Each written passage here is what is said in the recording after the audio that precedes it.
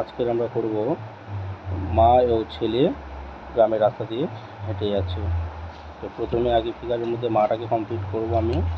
যেমন আগেও তোমাদের বলেছি, সবসময় কোনো সিনারি করার সময় ফিগারটা মাস্ট, ফিগারটা প্রথমে দেবে, তারপর সিনারি হবে, তারপর অবজেক্ট। সাবজেক্টটা কি? মা ও ছেলে, তাই মাটাকে আমি প্রথমে করে নেব। সুন্দর করে মাটাকে করে নেওয়ার পরে তারপরে আমি অবজেক্ট সিনারিটা করব।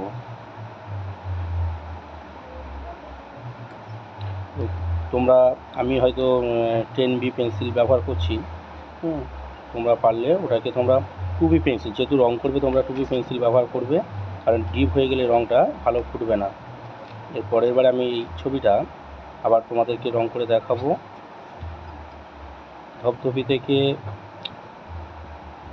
সুনিতা বলেছে, স্যার আপনি রঙ করে দেখাবেন। তা সুনিতার জন্য আমি একটা রঙ করেছি, সেটা হয়তো কালকে পোস্ট করব।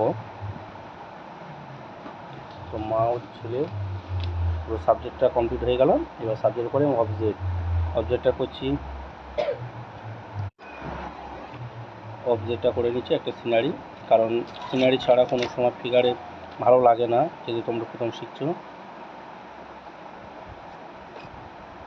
আমার ছেলে স্কুলের দিকে রওনা দিচ্ছে বা বাড়ির দিকে রওনা দিচ্ছে। স্কুল হলে তোমরা ওখানে স্কুলের নাম লিখে দিতে পারো, নাহলে এমনি করতে পারো যে বাড়ির দিকে রওনা দিচ্ছে। এমন একটা রাস্তা।